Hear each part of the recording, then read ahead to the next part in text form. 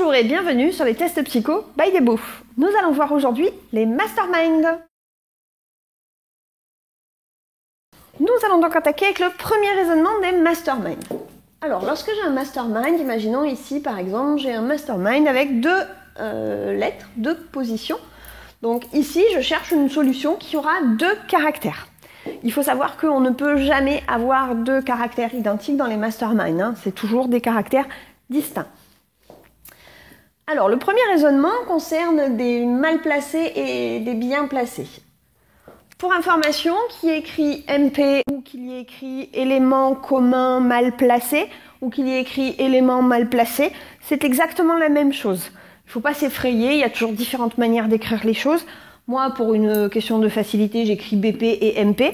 Mais voilà, ce qui est important, c'est de savoir s'il est mal placé ou bien placé. Et puis, ce qu'on entend par mal placé et bien placé, ça veut dire mal placé par rapport à la solution finale. Ici, donc, nous avons une ligne mal placée et une ligne bien placée.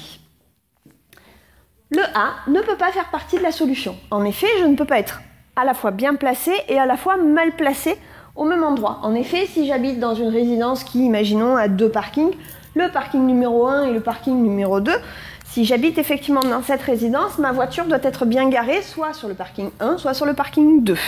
Sinon, c'est que je n'habite pas dans cette résidence. C'est exactement la même chose.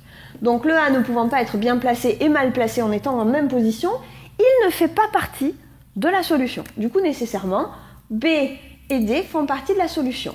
B est mal placé alors que D est bien placé. Donc je laisse le D à sa place. Le B arrive en première position. La solution est BD. Ceci était le premier raisonnement. Deuxième raisonnement. Je ne peux pas, si j'habite au 34 de la rue, dans ce cas, on peut dire que je suis chez moi et donc bien placé au 34 de la rue. Mais dans ce cas-là, ça veut dire que je ne peux pas être bien placé au 36 de la rue. En effet, soit j'habite au 34, soit j'habite au 36, mais je ne peux pas habiter au 2. Donc, logiquement, ici, de nouveau, nous rayons le A, parce qu'il ne peut pas être bien placé en premier, bien placé en deuxième. C'est soit l'un, soit l'autre, puisqu'on a dit qu'une solution ne peut pas avoir deux lettres identiques. Donc, il en découle tout simplement que D est bien placé en première position, B est bien placé en seconde position. La solution est DB. Raisonnement numéro 2. Raisonnement numéro 3. Avant de vous expliquer le raisonnement numéro 3, j'en profite que j'ai des accolades pour vous donner un petit point logistique. Dans les concours, il arrive qu'on vous mette on a deux éléments communs à la décision. Et une grosse accolade ici. Ça veut dire que l'accolade s'applique de là jusque là. Et ici, j'ai donc pour chacune de ces lignes à 2 MP, celle-là à 2 BP. Il faut faire attention avec les accolades parce que voilà, c'est le petit « et » ici qui détermine à partir de quand commence l'accolade. La phrase aussi, des fois, en fonction des verbes, si on a un « a », ça veut dire qu'on n'a qu'une seule ligne. Si on a écrit « ces lignes ont », ici « ont », « elles ont », ça veut dire qu'il y a plusieurs lignes. Moi, pour le raisonnement numéro 3, j'ai besoin d'une grande accolade qui concerne les 3 lignes et qui concerne donc 3 lignes contenant chacune 2 éléments mal placés. Donc je cherche une solution ici de 3 lettres. Le raisonnement numéro 3 dit quoi? Dit qu'un élément ne peut pas être mal placé partout. Si je suis mal placé partout, c'est forcément que je ne fais pas partie de la solution. J'en reviens à mon histoire de bâtiment. Si je n'habite pas ni à l'appartement 1, ni à l'appartement 2, ni à l'appartement 3, ça veut bien dire que je n'habite pas dans cette résidence, je me suis trompée. Donc ici, de nouveau la lettre A qui s'en va, qui ne fait pas partie de la solution. Ensuite, le C est mal placé en première position et mal placé en troisième position, donc forcément sa position est la seconde. Le B est mal placé en troisième, mal placé en seconde, sa bonne position est donc la première, et je finirai donc avec le D ici. Voilà pour le raisonnement numéro 3.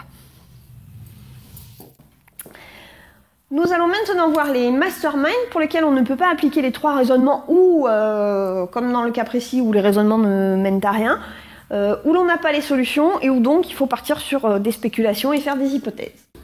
Nous allons donc voir maintenant les masterminds pour lesquels on ne peut pas utiliser les trois raisonnements. Petite info concernant les trois raisonnements, on ne peut les appliquer que sur des lignes uniformes et pas sur des lignes mixtes. Ce que j'appelle des lignes mixtes, c'est une ligne comme celle-ci où on a et du bien placé et du mal placé.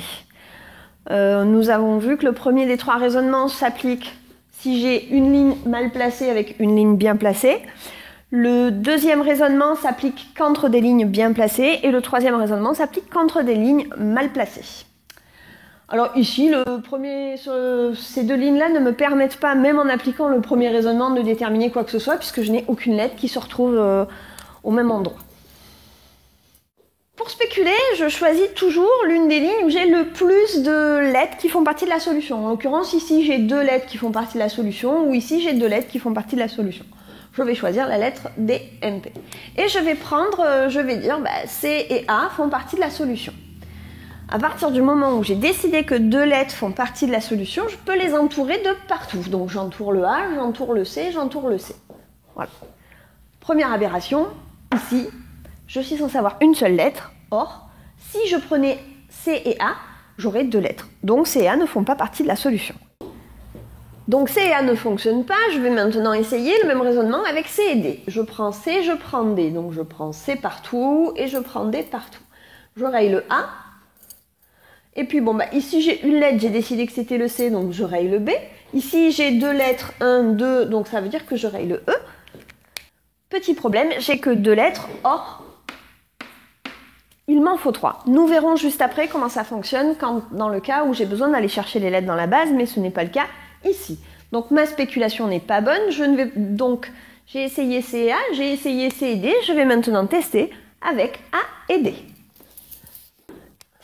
Je prends donc A et D. Je raye C, je prends le D, je prends le A. Ici j'ai la lettre, c'est la lettre A. Je peux donc rayer B.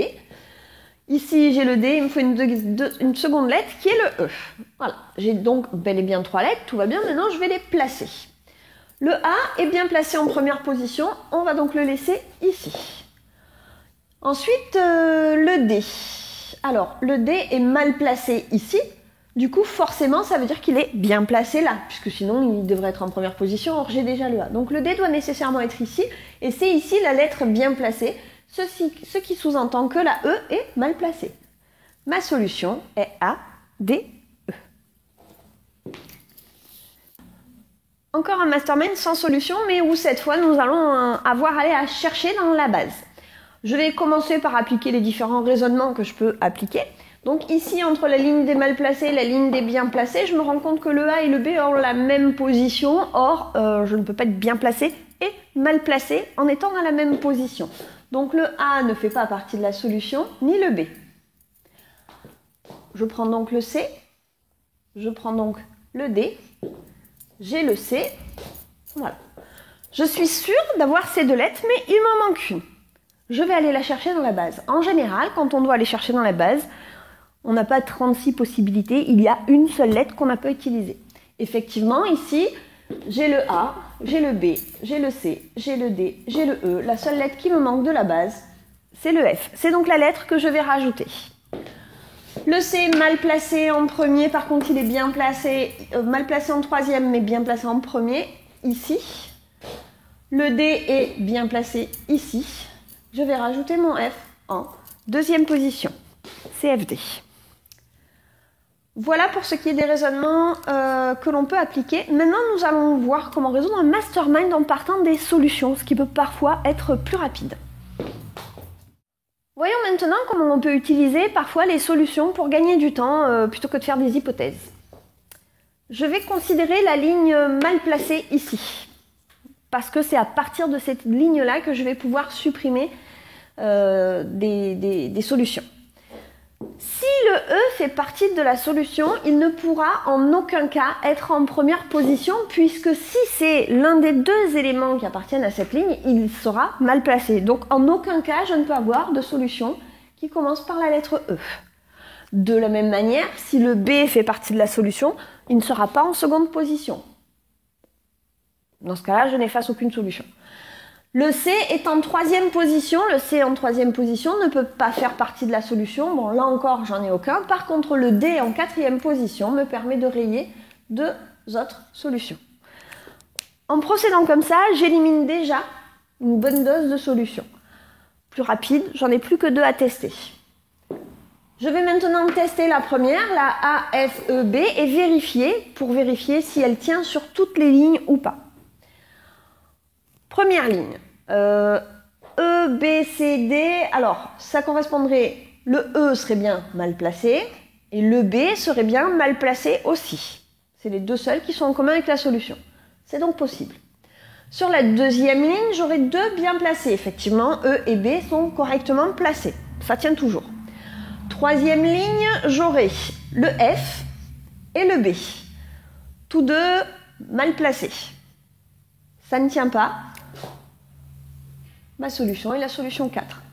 Je vais quand même la vérifier, mais puisque c'est la seule qui me reste, forcément c'est la bonne. En général, je m'arrête là. Par sécurité, on va la vérifier, on va vérifier que les hypothèses fonctionnent de partout. Alors, j'aurai donc la lettre D qui serait mal placée sur la première ligne, ainsi que la lettre E, c'est exact. La lettre D et la lettre E toujours bien placées sur la seconde ligne, c'est correct. J'aurai sur la troisième ligne la lettre F qui est bien placée et la lettre D qui est mal placée. On est toujours bon. En quatrième position, j'aurai la lettre D, la lettre E et la lettre A qui sont bien placées, c'est exact. Et pour finir, j'aurai la lettre F bien placée et la lettre A bien placée. C'est bel et bien la bonne réponse. À bientôt sur les tests Psycho by Debo.